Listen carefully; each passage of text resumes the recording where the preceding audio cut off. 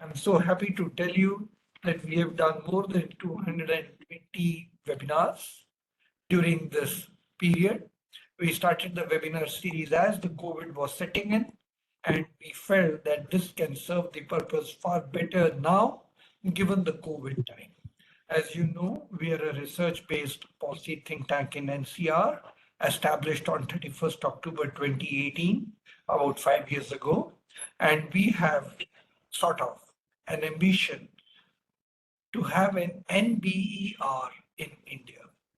We hope we'll be able to meet our ambition and establish something like an NBER, which provides summer and winter schools for training of scholars and economists all across the country.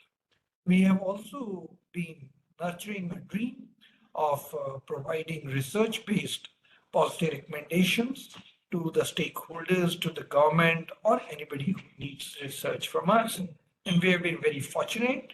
We have been doing research studies for the government, for NITI. We have also done some research studies for UNSCAP, and we've done others for others too. So very lucky in that sense. In this short few years that we have been here, we were lucky again to do some research under the G20. We ran a series on new international economic order. Then we ran another half a series, and still we want to complete it, on women empowerment, and another half a series which we still want to complete on climate and economics. When we started this webinar series, as COVID was setting in, we wanted that the policymakers from across the world come and speak to us, and our Indian policymakers and academicians get a chance for the rest of the world to listen. So we have been very lucky in that sense. We have had a blend of foreigners, scholars coming and talking, and a blend of Indian scholars staying abroad or in India talking. Contemporary issues of all varieties that have happened in the last 4 or 5 years, we have been lucky to cover. As I mentioned, our participation in the G20. And most importantly, we have had 3 Nobel laureates come and speak on this webinar series, apart from very senior public officials, policymakers, also speak under this series. So to that extent, we feel we are fortunate that the series is serving the purpose of bringing thinkers, scholars, policymakers from across the world to talk on contemporary issues. As you know, and some of us have felt, more than Adam Smith, there are economists in the country who have worked harder and in depth. And one of that is, of course, Kautilya. So EGROW took upon itself that we would like to speak about Kautilya economics at length. So we invited Professor Pachmukhi, Professor Deodar, and we had complete set of series dedicated to Kautilya and economics. On our website, you will see we have a Bharatiya model of economic growth, where we say that we have an alternate model for economic growth, alternate to the socialist model and the capitalist model. There's a Bharatiya model. And that is what we have been for the last 1 year talking. We have done conferences in Delhi, and we are planning to bring out a book now. And of course, as I mentioned many times in our webinars, we have covered that. It is in that very context that today we are going to be talking about Kautilya economics once again. To talk about it is Mr. Sriram Balasubramanian. He's the author of a book on Kautilya economics. That's his 3rd book, by the way. And to chair the session, we have President of Indian Economic Association. And I thought having the President of Indian Economic Association would be most appropriate, because then he can also think in terms of how to encourage Indian economists and maybe include a session in the December conference on Kautilya economics. So to chair the session, we have Professor V.K. Malhotra. Actually, in India, Professor Malhotra needs no introduction. He has been the member secretary of ICSSR, and that's like the mother organization which gives you funds, ideas, and brings scholars together. And he has done that job for nearly 6 years, which is a very long time. Right now, he is the chairman of Food Commission of Madhya Pradesh, constituted under the National Food Security Act of 2013. He is a professor of economics and has worked in the Department of Economics uh, at CCS University, Chaudhry Charan Singh University in Meerut. He has supervised various dissertations and theses of PhD students as well as MPhil. His research interests include governance and economic development, corporate governance and performance of various industries, intellectual property rights and India's concerns, foreign trade and investments. He has done UGC-sponsored major research projects on governance and development, a study of major states of India, and his own PhD work has been on economics of fertilizer subsidies, a topic which is extremely relevant. He has a number of papers in reputed national and international journals in areas of his interest. He has to his credit a book entitled Economics of Education, which is prescribed by many universities. He is on the board of Indian Council of World Affairs, on the visitors nominee to the court of Jawaharlal University, Delhi. He is also a member of the board of many renowned social science research institutions of our country, and is also part of the executive of many international research bodies and associations. The speaker for the day is Sriram Balasubramanian, a young scholar. He has studied at Southern California and Columbia University. He has worked at the IMF and the World, right now he's at the World Bank. He has been significantly contributing to op-eds and interviews to publications such as and he is published at different places. He has authored 2 books before Kautilya Economics, Jamba, the Joint Family, and The Wizards. And these books have been doing very well in the market. So, Sriram Balasubramanian has keen interest in global macroeconomics, and that's exactly where he's working, IMF at the World Bank, economic trends in emerging markets, new growth models, and Indic dharmic culture and innate passion for India's socio-economic happenings. With this, I would now like to invite the chair of the session, Professor V.K. Malhotra, to take over and conduct the proceedings. Professor Malhotra. Thank you, Professor Singh. I think that I'm sufficiently audible to each one of us. Right, fine, thank you. Professor Singh, I've been knowing you for so many years now, and since you made a mention about the very beginning of EGROW, the Foundation for Economic Growth and Welfare in 2018, I remember the day you visited my office and we had a discussion about it.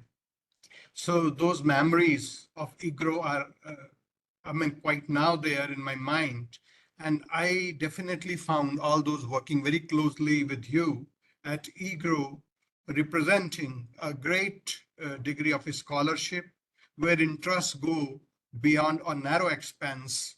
And there have been a number of webinars on financial institutions, startups, MSMEs, monetary economics, central state finances, poverty, inequality, and so on. One could definitely visit your website and see the kind of contributions that EGROW could make thus far. Maybe we are meeting face to face on this occasion with Sriram Balasubramanian, but I've heard him many times. In fact, I have seen his presentations also on many occasions. And I saw one of his presentation on Kautilyanomics also, which he would be discussing for the benefit of our audience today.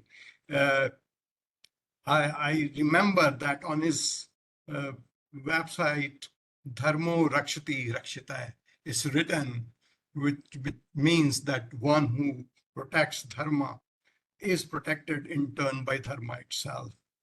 We all know that he's a reputed economist, and his interests include global macroeconomics, economic trends in emerging markets, new growth models, Indic dharmic culture, and he has an innate passion for India's socio-economic happenings, foreign policy, global macroeconomics, social economic development. I was really very impressed to notice that he learned Sanskrit to carefully go through Arthashastra and that then write something on, or something like Kautilyanomics. He is known for two major works that he has contributed through his books, Jamba, the Joint Family, and The Wizards. I'm sure I saw his inspirations also in one of his presentations, Angus Madison and Dr. Balbir Singh Sihag also. He talked about, in fact. I remember that when we were organizing our conference in 2018, I had an occasion to write to Dr. Sihag. In fact, he was then not in India, and he wrote back to me that it wasn't possible then for him to come, but he did share his thoughts on Kautilya with us. And as Professor Singh has very rightly pointed out, there are a number of common friends. Professor Satish Deodhar, Professor V.R. Panchmukhi, Professor P. Kanak Sabapati, those who share the same kind of thinking.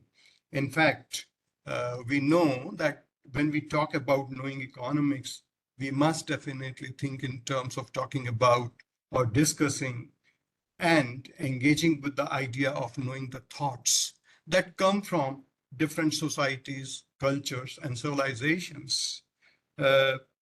I'm happy to notice on this occasion, and maybe in detail, I'll be reserving some of my comments for the end, because all of us are eagerly waiting to listen to Sriram Balasubramanian and his thoughts.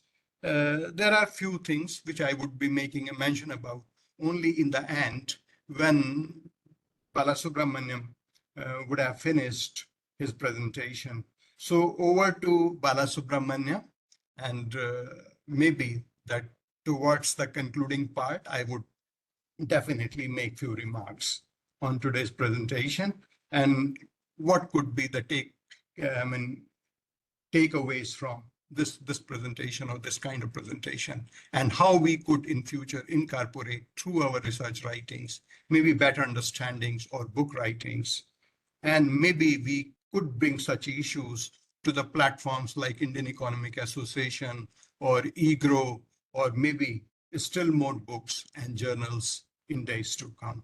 So with this, thanks to EGROW once again for inviting me on this occasion to chair this session, where I'm very sure that I would have a lot of learning in terms of knowing about or knowing in deeper details of India's economic thought, very well led by none other than the wisdom of Kautilya and the economics and the statecraftship of Kautilya. Thank you, Professor Singh.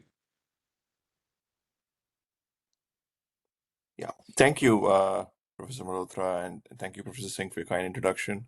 It's an honor to be part of this event. EGROW has been always, a hub of knowledge. Professor Singh, Professor Dr. Virmani, Dr. Sujit Balla, these are people whom I look up to and whose work has been very thought-provoking for a lot of young scholars. So thank you once again for inviting me. Let me just share a presentation so that, give me a second.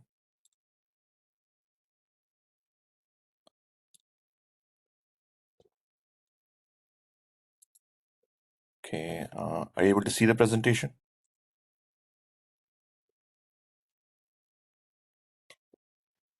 Yes. Okay, thank you. So thank you. So first of all,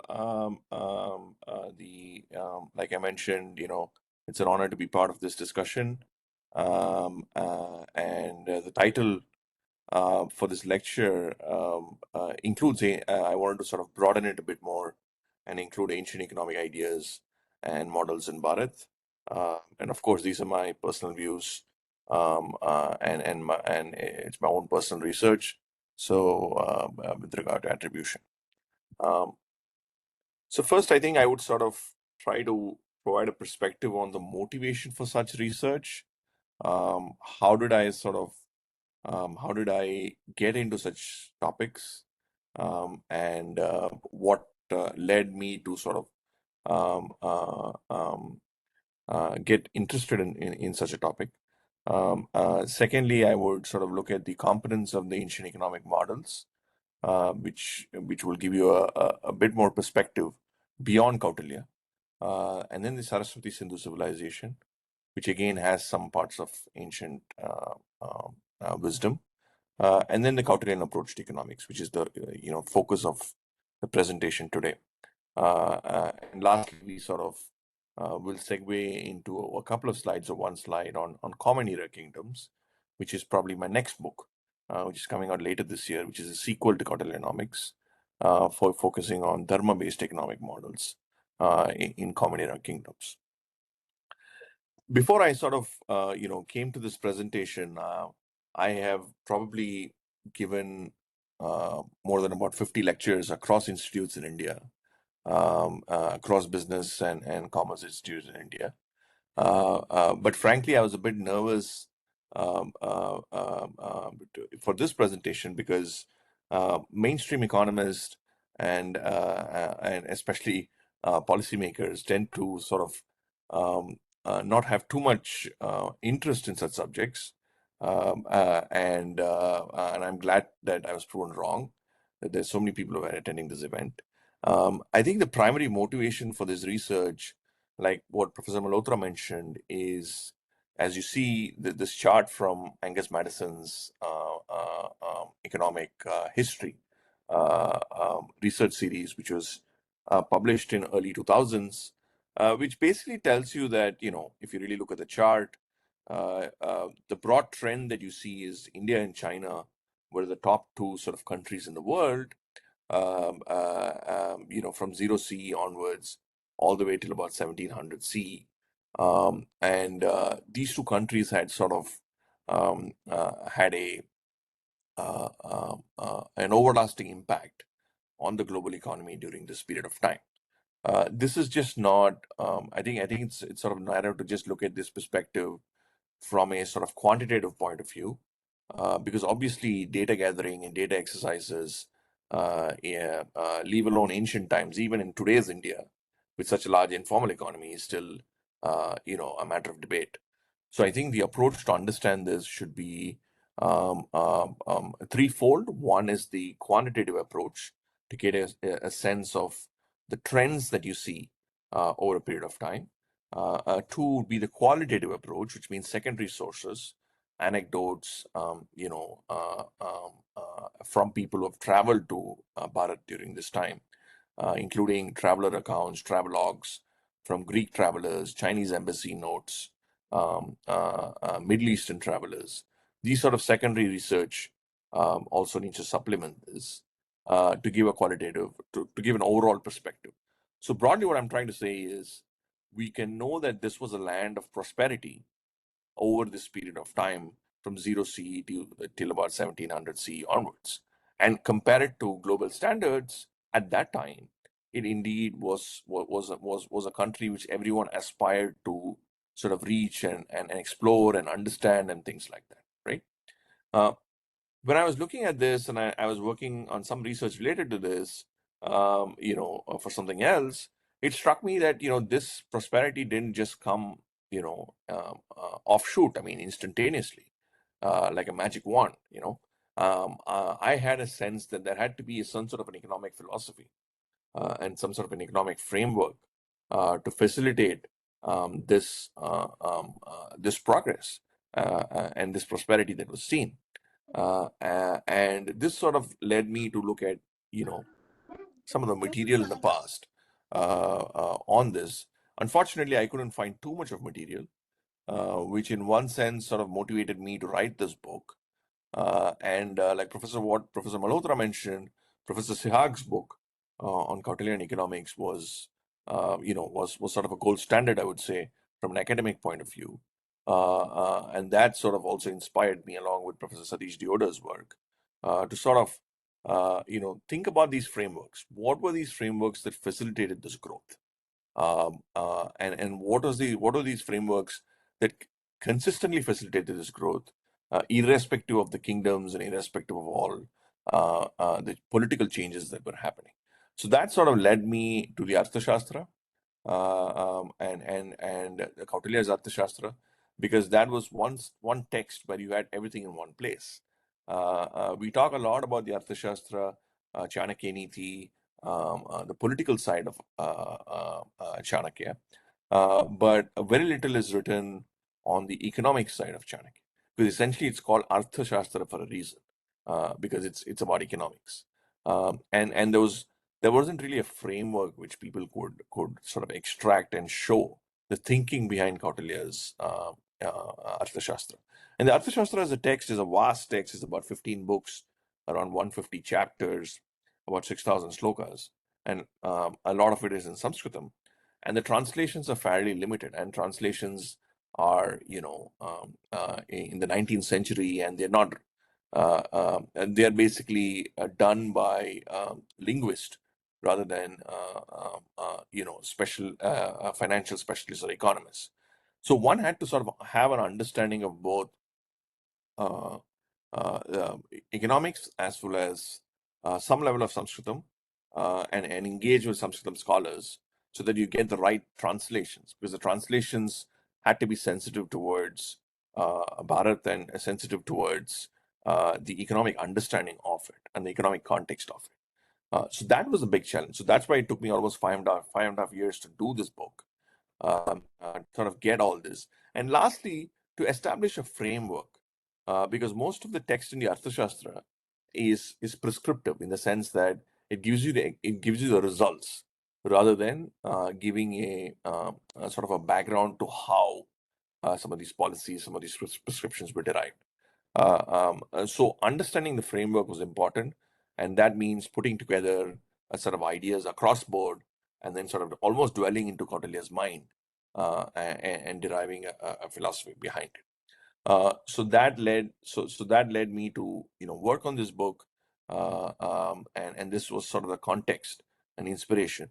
And lastly, I believe that as we move towards Viksit Bharat, it's important that we understand our past, and derive inspiration from it, because if you really look at it, even modern day capitalism is essentially an offshoot of, say, the Protestant ethic, and some sort of an inspiration was there for most of the models that you see either in the United States or in China, in Japan.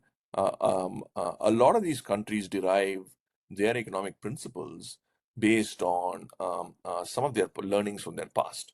And I think it's very important as we move towards Viksit Bharat that, especially in a country like India, which is so complex, diverse, and highly culturally driven, it's important to sort of understand some of these nuances, principles, and frameworks before to sort of try to incorporate it as we proceed forward. Because eventually you want like what Dr. Charan Singh mentioned, the world as India becomes a superpower and sort of goes in that direction. The question really is, what is the Bharatiya worldview of economic policy, and what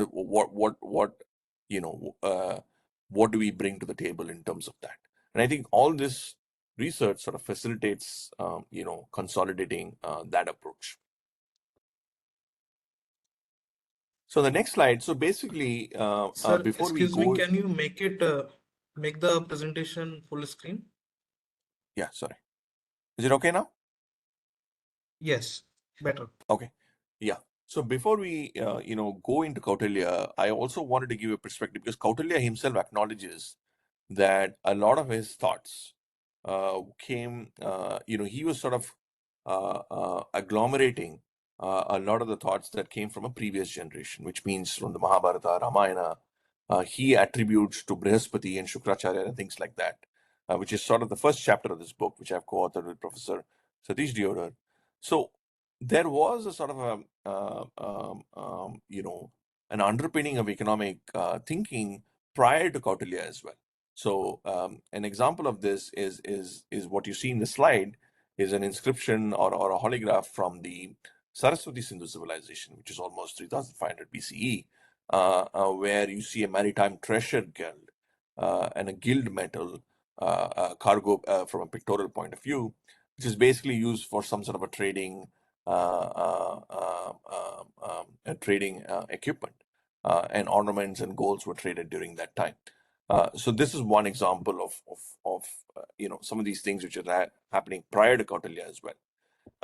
Currencies, you could see, for example, during this time, there's lots of sort of roots of international gold standard, as you call it, various types of currencies across Bharat, from Gandhara to Saurashtra, to Kuntala, to Andhra, to Magadha. So they were all set of coins that have been discovered, which are variations from a base which is similar. So you would see coinage also as sort of a reserve currency, but in various iterations of the same, which are also found in a lot of these places. This was also there, in a prior era. Srinis and corporate guilds. This is another very important component which existed even pre-Kautilya, is the idea of corporations. And they were called Srinis, and these guilds sort of were the nerve centers of international trade during ancient Bharat. So these were sort of the corporations, the big companies that you see today, and most of these corporate guilds were facilitating trade across borders, and they traveled to various regions of the world, and they ensured that they had their own structures, like similar to corporations. For example, Professor Vikramaditya Khanna's book, or his research thesis, for those who are interested, he's a professor at UMich Ann Arbor. It makes a very interesting case of the evolution of Srinis. So a table from that is an example which gives you a perspective of how these Srinis existed and how their characteristics were very similar to a modern day corporation, albeit of course with some differences, but the conceptual underpinning were already there much prior to Kautilya as well. In fact, Kautilya talks a lot about Srinis and corporate guilds even in the Arthashastra, which means what we're looking at is an expanse of almost 4,000, 5,000 years of some level of economic understanding and some level of economic ideas permeating over a period of time. So this is another example, to show that. So moving on to Kautilya's Arthashastra. So I represent Kautilya's views through one concept, through an economic framework called dharmic capitalism. From my perspective, the idea of dharma was central to the Kautilyan economic worldview, and that sort of triggered. It served as an addition to both the state and the market. So the modern contemporary macro policy is siloed into both the state and the market. So you have, for example, variables in the state.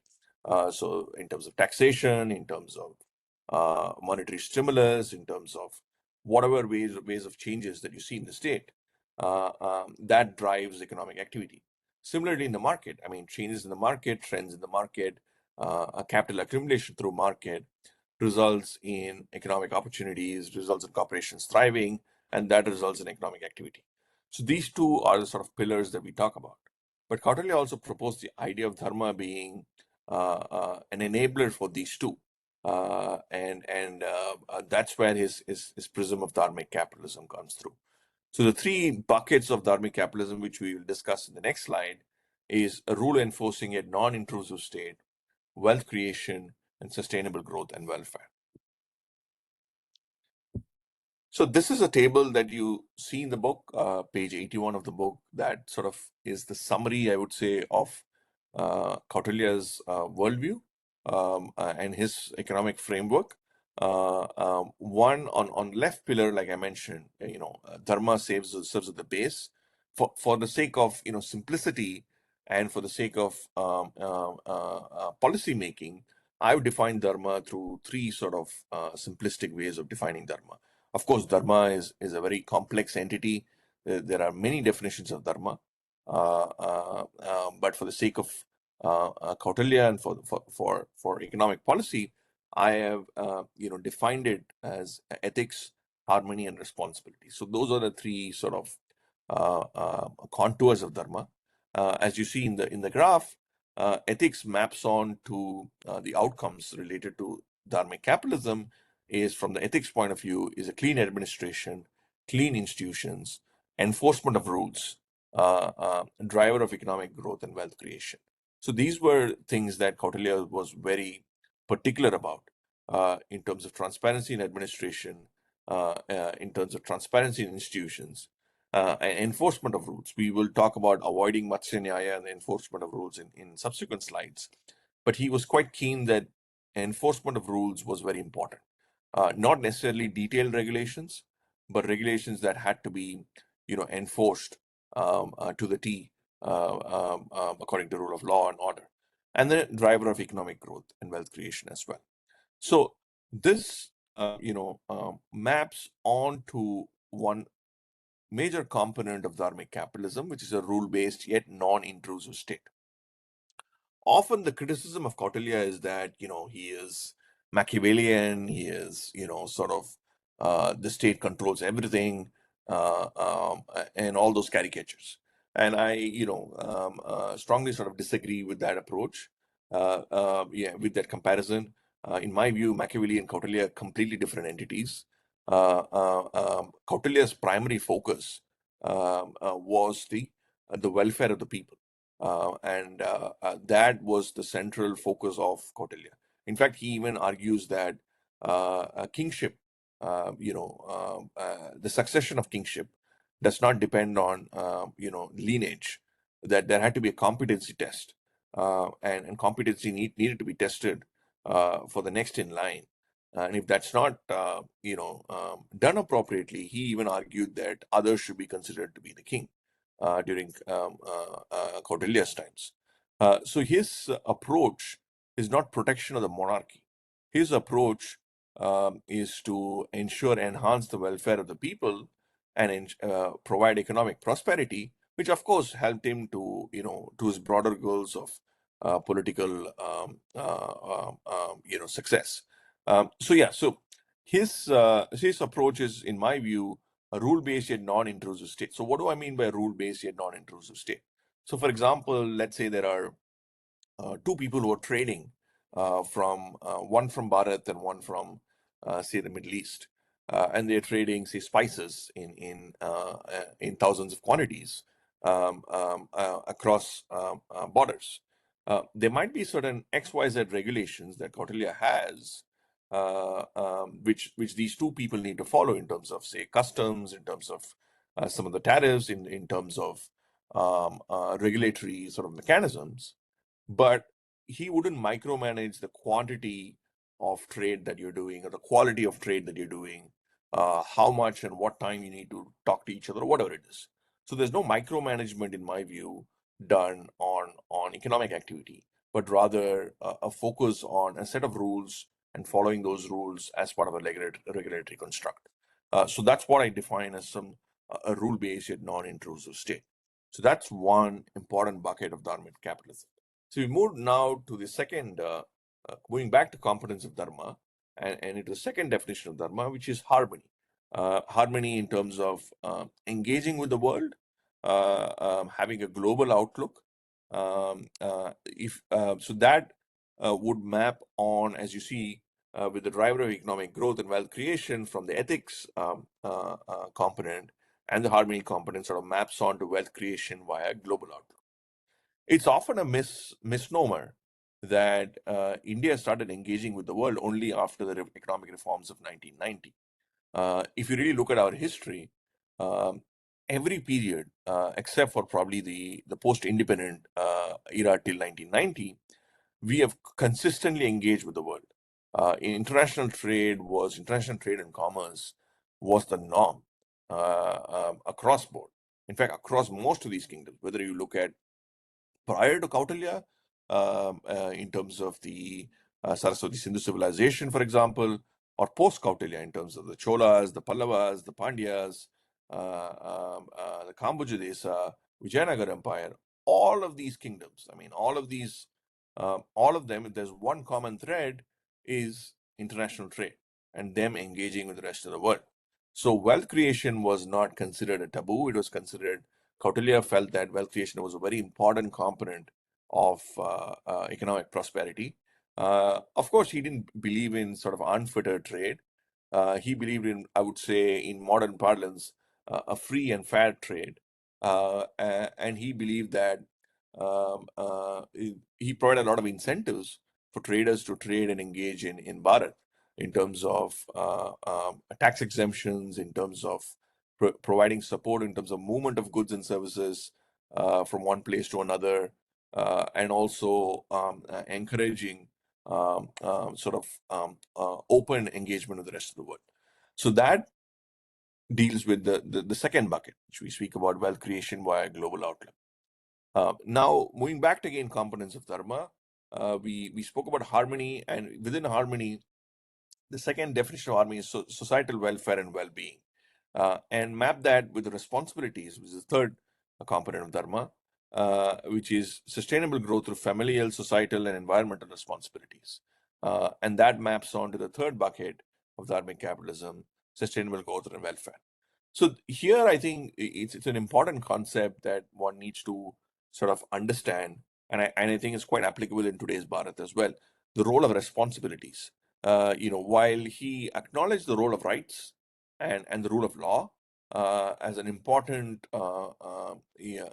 component of governance, he also focused a lot on the role of responsibilities in terms of familial responsibilities, in terms of societal responsibilities, in terms of environmental responsibilities. All of these things he believed was an important complement to the rule of law. He believed that the rule of law alone would not ensure order in society, that the role of responsibilities is equally important, and that sort of needed to complement the rule of law. And there's a lot of focus on sustainability. We talk a lot about sustainable growth. In the Arthashastra, he mentions protection of forests, protection of wildlife, protection of the neighborhood and community, and the importance of that, and welfare. What we have today in terms of, say, targeted welfare, direct benefit schemes. So he had similar sort of approaches to welfare. And he understood that the needy, the real poor, had to have some basic sustenance. And his goal was to sort of empower them beyond that basic sustenance.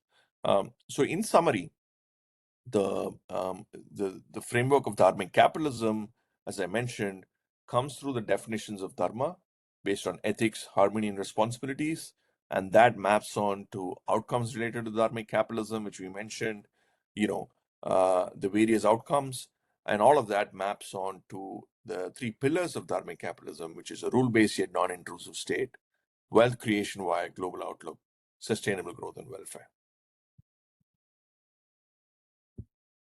So, looking at some of these themes, an important theme that runs across the Arthashastra is Matsya Nyaya. To be precise, avoiding Matsya Nyaya and its importance to Kautilya. As the sloka says, a translation of the sloka is that in absence of law and order and enforcement of punishment, the strong will swallow the weak, but under his protection, the weak is protected from the strong. So essentially, in modern parlance, what Kautilya was arguing for is to ensure rule of law and order applies to everyone without any, fear or favor. Which means even if you are the elitist person in society, that person and the common man needs to have the same justice mechanism without any favor. And he believed that if that was done, that would ensure that the difference, or that would ensure that the big guy doesn't really eat up the small guy in that sense. And it ensures that there is fairness in governance and fairness in socioeconomic governance as well. Another perspective to this is that it also talks about inequality, because this also reflects Kautilya's approach that he doesn't want the real rich, the conglomerates, for example, of those times, to sort of eat up the small guy. And so this also provides a perspective of how Kautilya sort of wanted to empower the folks at the lower end of the spectrum. I think it's also important to acknowledge that Kautilya is primarily a political economist. So, he wanted political success as an outcome as well, besides economic prosperity, like economic prosperity as a tool for political success. And of course, political success does not happen without the support of the large sections of the population who are on the lower end of the spectrum. So he was sort of cognizant of this as well, and his views on avoiding Matsya could also be, besides his genuine intent, could be also an offshoot of some of his political goals, which were fair enough, given his role as a political economist. So avoiding Matsya is a very important sort of theme that runs across the Arthashastra. Another important theme, like I mentioned, is the approach of, approach to inequality, sustainable growth, and inclusive growth. What was the Kautilyan approach to inequality, right? There are 4 components here. For those who are really interested, I mean, I've just kept it as one slide here. Well, I made an entire presentation on this at IIM Bangalore, a full presentation on Kautilya's approach to inequality. For those who are interested, you can just YouTube that, Google search that, you would be able to see the presentation. Yeah. So now back to this. So the first, approach is targeted redistribution for the poor. Like I mentioned, Kautilya's approach, across, or his consistent thinking across the Arthashastra is to ensure that the poor are not left out, which means you provide redistribution to them in terms of either food or in terms of income or some form of basic sustenance to ensure that their basic needs are taken care. And he didn't believe sort of in a universal sort of, in a modern parlance, he didn't believe in a universal basic income sort of an approach, but rather, believed in a direct benefit transfer sort of an approach, where you have a targeted group, say below the poverty line, you provide them basic sustenance, basic support, and then ensure that it's targeted. So that was one component of his thinking. One is targeted redistribution for the poor. Another is the idea of flexible minimum wage. This is a sort of a unique proposition that Kautilya had.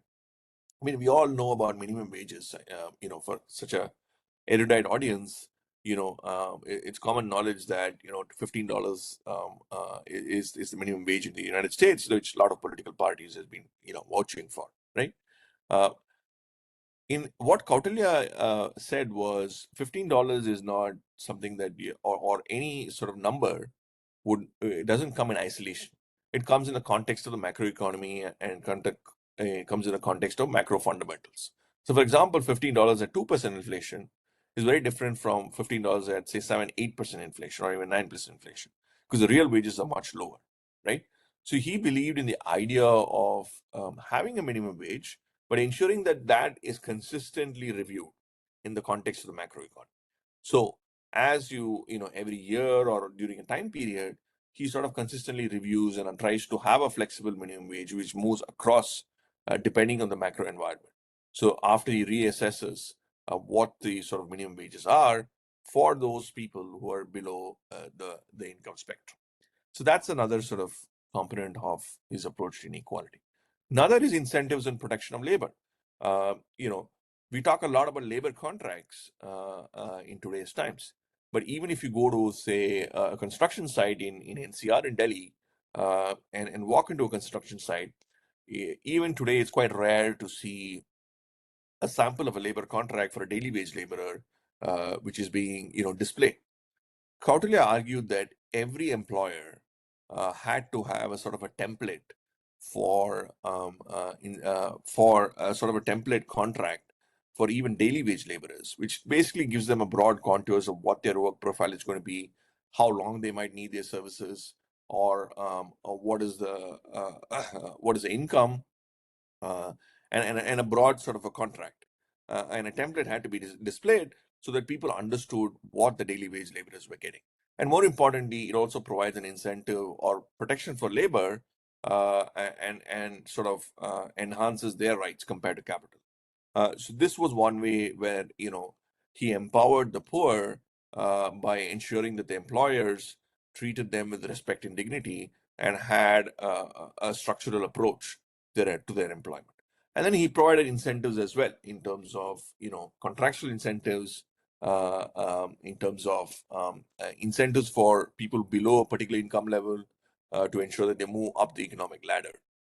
So incentives and protection for labor is another important component that of approaching inequality. And lastly, expanding opportunities for the needy, right? So I think the entire approach, his approach to trade, his approach to economic prosperity also links to expanding the opportunity pie for the needy and people below the lower income levels. So this was the sort of the last component of his approach to inequality. So these are four sort of pillars of Kautilya's approach to inequality. One is targeted redistribution for the poor. Another is a flexible minimum wage, incentives and protection for labor, and expanding opportunities for the needy. Rule of law and enforcement of contracts. So this is another, I have a full chapter in the book on this. Enforcement of contracts, rule of law, and rule of kingship, and property laws and enforcement were very important components in Kautilya's thinking. And the Arthashastra has many, as a few chapters which talks about this in various forms. One is the role of kingship. Like I mentioned, the kingship was not, success. The kingship was not necessarily going to the same family. There had to be competence. Whoever is nominated as a king has to go through a rigorous sort of training, and upon passing those sort of test, that's when they sort of qualify for it. And the role of a king is more of a guardian of the state, not necessarily owners of the state. For example, the king doesn't necessarily own all of the land. The king has his own property, own land, and things like that, but a large section of public land where he was sort of a guardian of that enterprise or that land. So the role of kingship itself is sort of different from a Kautilyan Arthashastra point of view. Property laws and enforcement, again, an important component. You have various types of property laws in the Arthashastra. It talks about public property, it talks about private property law, it talks about enforcement of the laws through the Sama, Dama, Bandha, Bhed approach, which I detail in the book. And what are the approaches to various types of these legislations. Same thing with labor contracts and enforcement. We spoke about some of the labor contracts earlier for both conventional, both for formal and informal labor. There were these contracts which sort of gave a perspective, gave some empowerment to labor, while dealing with the power of capital per se. This is an example of contractual, collective, and casual labor, which were three, again, components of how Kautilya defined labor. An example from Sehagji's book, a translation which goes like this: the agreement between a laborer and one hiring him must be public, as I mentioned earlier. Laborers should be paid wages as agreed upon. If there is no prior agreement, the laborer shall be paid in accordance with the nature of the work and the time spent on it in customary rates. Just to give you a perspective, this was written almost 2,000 years back. And, just to give you a context of the level of transparency, level of thinking that was there, behind some of these things, which even we struggle to implement it even today in some of the daily wage context. Another example is weavers specializing in weaving and fabrics, given to perfumes, flowers, and similar presents of encouragement from Sehag as well. Right? On trade, like I mentioned, Kautilya's trading philosophy, one was, of course, he believed in revenue accumulation. It was seen as an important revenue driver for the state, both in terms of taxation, as well as in terms of, creating employment opportunities, in terms of expanding the economic pie. It was seen as an important component of economic pie. Okay, just give me 1 second, sorry.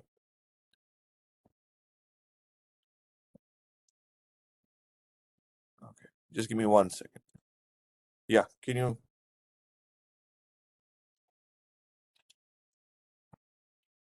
Yeah, sorry. Yeah.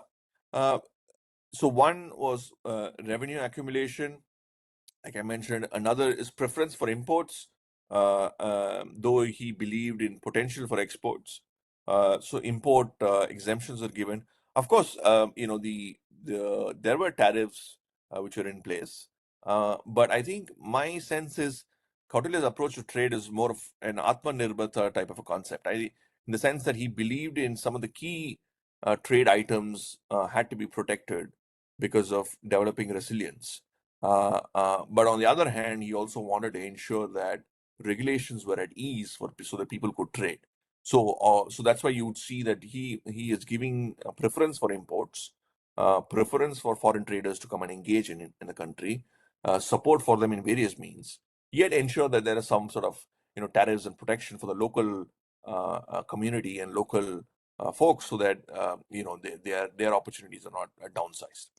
The third is greater economies of scale, which again is an important. He believed that because of the fact that the Mauryan Empire had such a vast, conquest, the greater economies of scale was another idea that he had, and high and low values of goods included. So that's another component of his trading philosophy. So this quote again is very interesting. It says pearls could be imported from Ceylon, which is Sri Lanka, aloe from Burma, which is Myanmar, woolen cloth from Nepal, furs and horses from Gandhara, Afghanistan, today's Afghanistan, Vanayu, and wine from Afghanistan and Cynthia.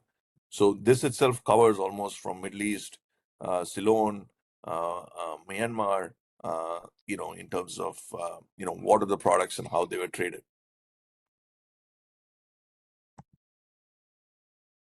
Yeah, this is my penultimate slide. So this, all of this, what we have spoken in terms of dharmic capitalism, the idea of dharma, ethics, harmony, responsibilities, role of a state, a rule enforcing a non-intrusive state, wealth creation via global outlook, sustainable growth, and all of these components of dharmic capitalism and the themes that you mentioned in terms of inequality, Matsya, all of these is not necessarily in isolation. Much of this sort of there is evidence which I show in my subsequent book, where much of this feeds on to a lot of the common era kingdoms in various iterations. Some of them might follow, more of the Kautilyan dharmic capitalism model. Some of them might follow another definition of a dharma-based economic model, with say the state having a much more stronger role. Whereas in some other cases, the focus on, say, a temple-based economic model is also there. So what I'm trying to say is there are various variations of it, but using the sort of base of dharma, and that is seen in some of the common era kingdoms as well, which I've noticed which I showcase in my subsequent book. And this doesn't just extend to India, Bharat. You could see that in Cambodia, Kamboja Desa. You could see that in Champa, which is Vietnam today. You could see that in Java. You could see that in Malaysia, today's Malaysia. You could see that even in the full part of Indonesia today. So if you really look at it, the dharma-based economic frameworks cuts across time, and it cuts across geographies, and its influence in terms of given the vastness of maritime trade during that time and the importance of Bharat in that context, it also served as an important hub. Uh, uh, and it's also important to understand that the entire sort of Bharatiya geography was played a central geographical part of trade, because much of the trade that came from Middle East and the rest of the world, which went to, say, China or Southeast Asia, had to go through Bharat. And that was one of the reasons why, besides Bharat's prosperity, it became a sort of a central hub for global economic activity during much of the ancient times that we are referring to today. Yeah, with this, I wrap up the presentation. Of course, if you're interested in buying the book, please go ahead and buy the book. These are some of the comments on the book. But more importantly, I think my focus has been to sort of generate interest among economists, especially in India, to sort of look on this topic. I mean, people like, we mentioned about Professor Sehag.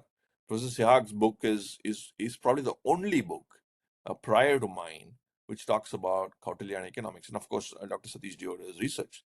For a country as diverse, as vast as Bharat, and which has such an extensive cultural past and also of economic prosperity, I think far more research has to come through to try to understand some of these frameworks and models, because its contemporary relevance is quite important. A lot of the economic choices that we make at the behavioral level, it still involves individuals, whether it is now or 5,000 years before. Individuals are making economic choices at various levels. So those economic choices are determined by a variety of factors, including cultural factors. And being sympathetic and also trying to understand these would make policy making far more effective, compared to, not understanding these, for example. For example, let's take the Swachh Bharat scheme. The ability of the Swachh Bharat scheme to be really effective in rural areas compared to urban areas is largely a norm of understanding the sort of dharmic consciousness or the cultural spirit of the people to sort of take their cleanliness from their houses to the outside neighborhood, to the point that it has become sort of an autopilot of sorts, where people have sort of picked it up with, of course, the prime minister's huge scheme, and it has become a sort of an independent exercise by itself, where people are engaged with it naturally. So what happens is, what this does is, I think it makes policy making, understanding some of these, nuances, makes policy making far more effective. Instead of say 80% of effectiveness, it makes it 90 or 100% of effectiveness. And I think that is an important sort of perspective on the usage of some of these ideas for future policy making. Because especially in a country where, like Bharat, where a lot of there's a lot of there's a high informal sector. Not that it is welcome. Of course, it needs to change over time, but a lot of economic choices are just not made purely on financial outcomes. There are a lot of other factors at play. So understanding them and engaging with them would help us to sort of make policy more effective. And lastly, policy making would benefit a lot if it understood the way of life, and knowing that the way of life is probably a 4,000, 5,000 plus year output, and adapting to the way of life would make policy making far more effective, rather than for people to adapt to what the policymaker wants. If you do the reverse, probably we can ensure that our outcomes are far more effective. With that, I sort of wrap up my presentation. Would love to hear your thoughts and comments. Thank you.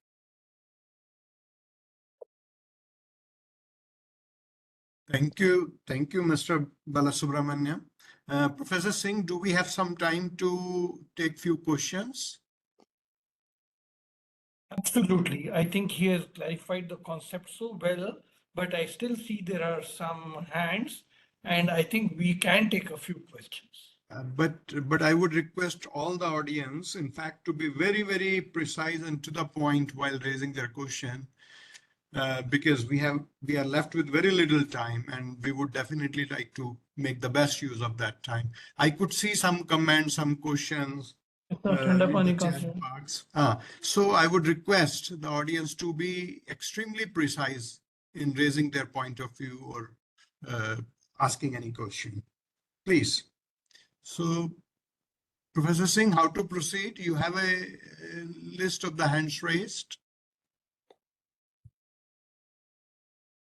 Just see if there are hands raised, because in a chat box, That's there are right. a few questions.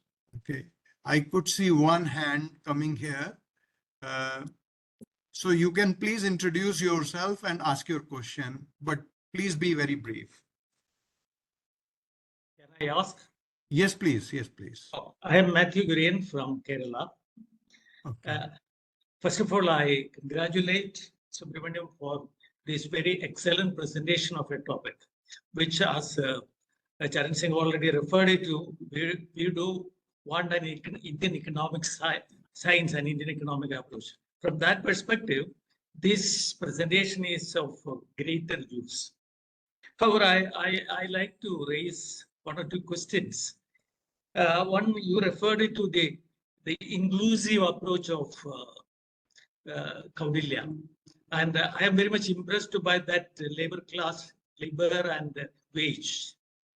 But in that context, I have a question.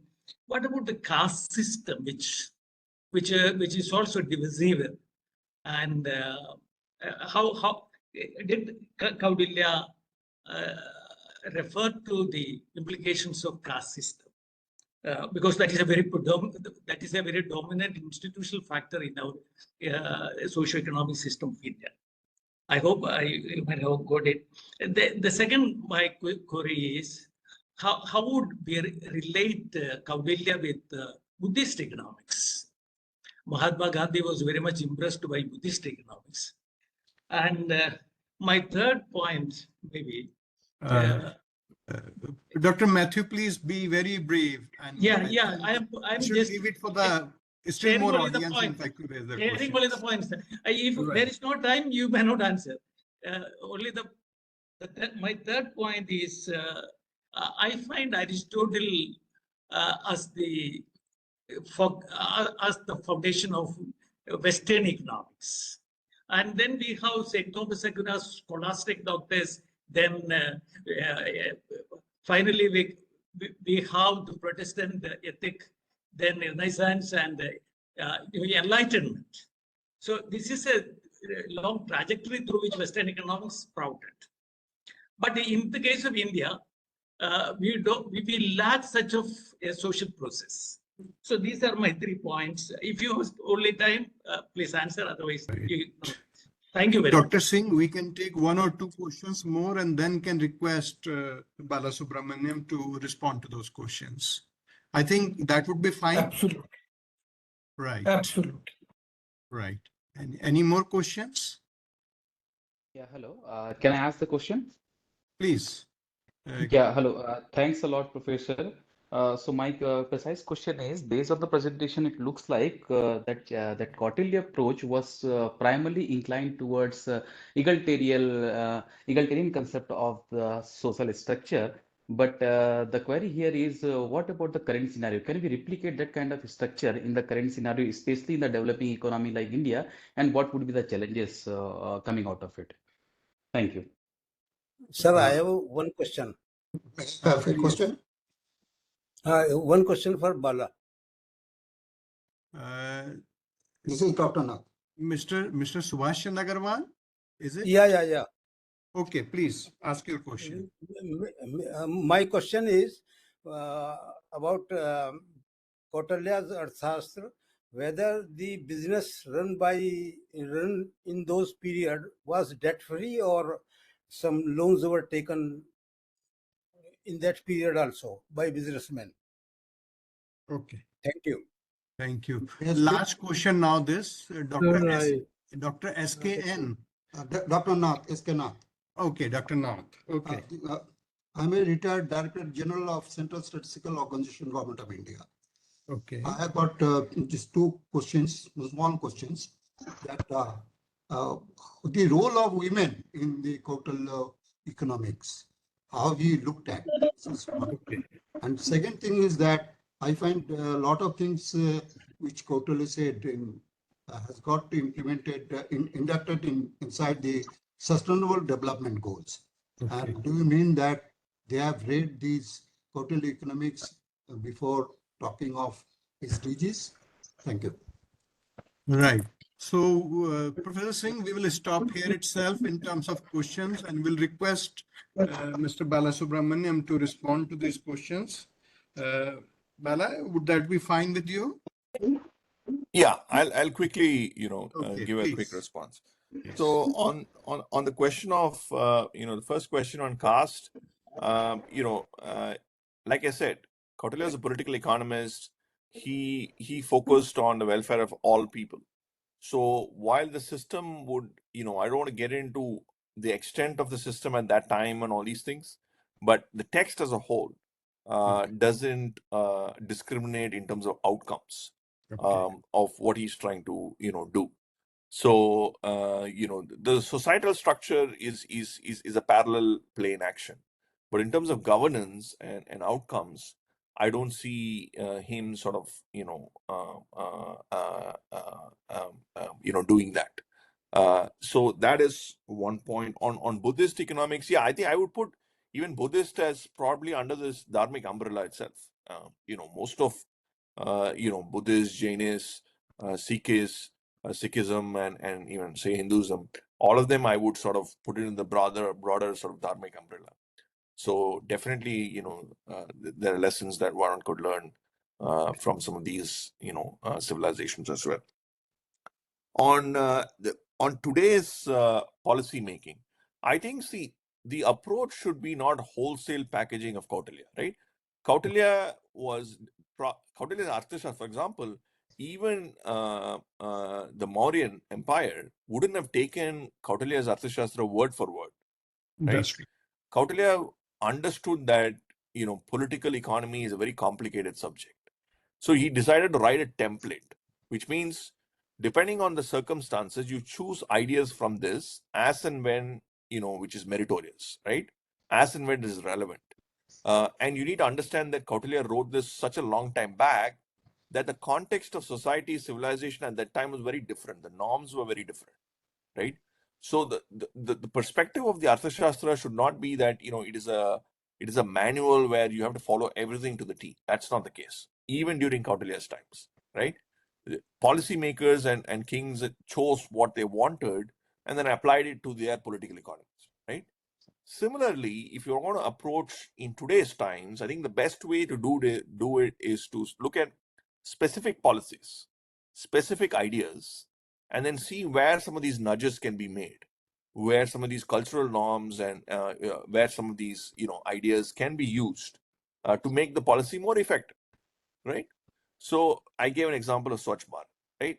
Something similar to that, where I define this as something called dharmic nudges, where you have a situation. First, you have a macro policy need which you need to solve, an economic need that we need to solve, and we need people to engage in that particular activity to solve that need, right? And what we need to do is focus on that and see how we can inbuild some of these nudges into those policies so that it's aligned to their way of life through the Kautilya's ideas. So that way you have it far more focused. Policy making can be far more effective. So I'll give you another example, right? So the Reserve Bank of India brought this sovereign gold scheme. I think a lot of you would know about the scheme, which is still there now. When they first floated the scheme around 2016, it wasn't a big success. The single biggest reason why it wasn't a big success, because of a survey which was done later, was that the gold that women deposited after, say, mature, basically the scheme was that you deposit gold, it's sort of a bond, and then after maturity you get back new gold, right? But after maturity, what happened is they got back a new set of gold, not the original gold that they had. So they wanted the original gold back, and whatever the delta they wanted in some new form or cash or whatever it is, because they had a sentimental value to gold. Because it was not a non-productive asset, it was a much bigger sort of entity, right? So then the policy was tweaked and to facilitate some of these elements, and I think its effectiveness is improved. What I'm trying to say is it has to be a policy-based approach which is sort of focused on some of these areas, and I think that will make it far more effective. On debt, definitely debt financing was very it was quite common. There are rules for debt which deposits and debt sustainability and things like that for individuals, which I illustrate in the book, in labor contracts and debt resolutions. So debt was an important part, no doubt. There was no taboo against debt, put it this way. It was seen as a reasonable way of financing growth.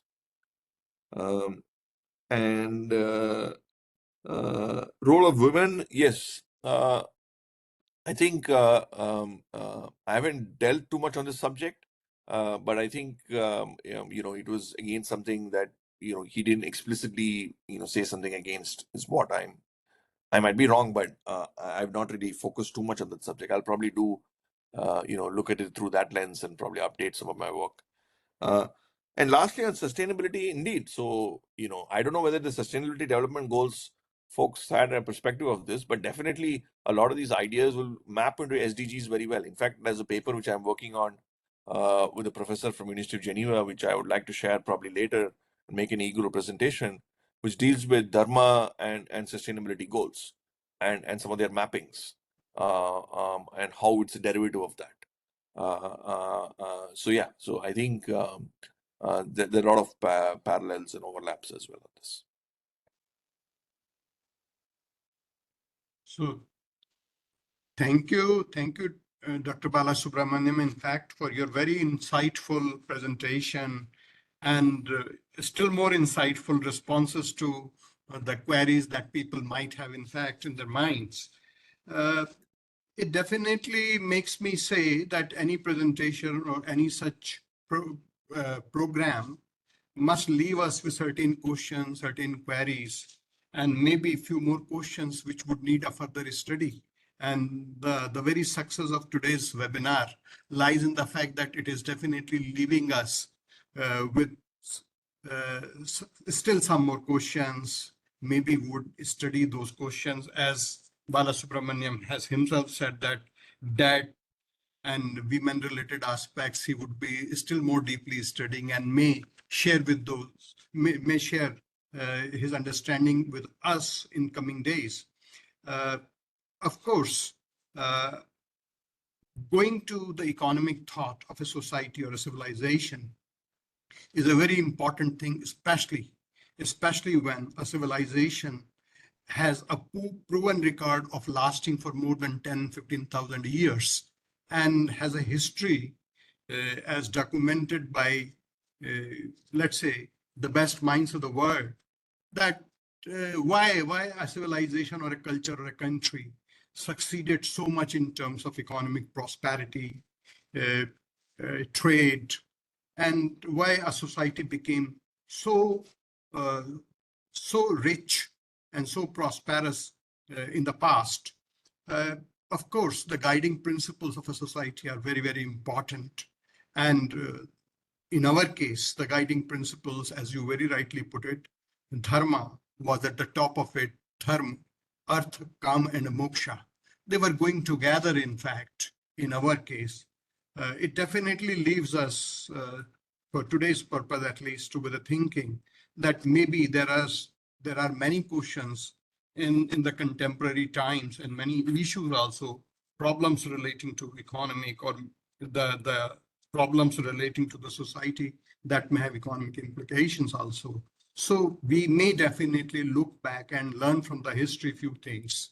Of course, documenting one's own thoughts, history, and the history behind successes and attainments could be perhaps a right step in the right earnest. People, of course, as we are talking about dharmic capitalism now, people have talked about capitalism in different perspectives, but India's perspective of dharmic capital definitely remains a good guiding force for all of us. People are trying to reinterpret it in terms of ethics, and number of people, starting from Aristotle, Amartya Sen, and Professor Pandit, they have definitely ventured with this idea of writing on ethics. And we see that in researches and even in our curricula, the studies on ethics are being increasingly taken and taught to the students. I'm sure that each one of us has definitely got enriched in terms of understanding about Kautilya and India's ancient wisdom and how economic and social structure, they guided our political structures then, or maybe all three structures work together. Another interesting fact, which I came to know today evening, as per India's time, that how there was a convergence of the political science, economics, social sciences, and the enforcement of law. all going at the same time and trying to achieve a common objective. So I'm sure such webinars definitely offer us an immense opportunity to understand that if we succeeded, how and why. And if we could not succeed that much in the modern times, it definitely poses before us such kind of question that if we can learn from our own history, we must. With this, my thanks go to Professor Singh, who gave me this opportunity to personally benefit from this kind of a presentation and also collectively benefit from such presentation. I'm sure that we'll take these issues forward at our platform of Indian Economic Association also, and we'll still have much more publications on such issues in days to come to understand ourselves and our past much better than we have done so far. Thank you very much. Thank you, Professor Malhotra. That was very kind of you to have given that presidential address, summing it up. And of course, Sriram, you were brilliant. I'm really thankful to you. You're very young, but you've done an exceedingly good job. I was very worried because Kautilya economics is so deep and so difficult. And but you seem to have done your research well, and you've done it in such plain language. I'm really thankful to you for coming out, sharing with us that you can do this, and then you have done it so well. I look forward to your next research, which you mentioned you're doing on dharmic concepts. Look forward to that. Sure. Thank you. The recording for today's presentation will be available by noon tomorrow on our website, and I'm personally going to send it to a couple of my friends. I'm sure if any one of you wants to do that, feel free to do that. We'll have a complete presentation on our website tomorrow. Next week and a week after, the webinars are again very exciting. You know, today monetary policy has been announced in the Reserve Bank. We have Professor Pami Dua, who was the member of the Monetary Policy Committee of the Reserve Bank, speaking to us next week on monetary policy in India, a global perspective. The time will be the same, 4 to 5:30. I would invite you to please come and participate in that. That'll also be very educative, very contemporary. Professor Dua has herself been a member of the Monetary Policy Committee. She is a senior professor at Delhi School of Economics. She's been a director there. She's also a very good researcher, a scholar, and I'm sure you will benefit and like that presentation. Dr. Arvind Virmani will be chairing that session. The session after that, that is June 28, is going to be, sorry, June 21 is going to be on Nepal economy. Professor from Kathmandu University, Professor Bagle, will be speaking to us about the economy of Nepal. And to chair that session, we'll have Ambassador Manjeev Puri, who was an ambassador in Nepal before he superannuated. So I would request you to kindly consider blocking every Friday. Friday 14, we have monetary policy. Friday 21, we have Nepal economy. Friday, June 28, we have another exciting seminar, and that is on climate. And the speaker there is Professor Ray from Delhi School of Economics. He has a very different perspective on global warming, and I would like to invite you. You can pencil for that on a Friday, 4 to 5:30. We are doing it again on climate finance. So you're welcome to join us on that. With that, let me once again take this opportunity to thank Sriram Balasubramanian for speaking to us and Professor Malhotra to have chaired the session and shared with us his thoughts on this subject. Thank you very much, and hope you have a great weekend and look forward to meeting you next week. Thank you.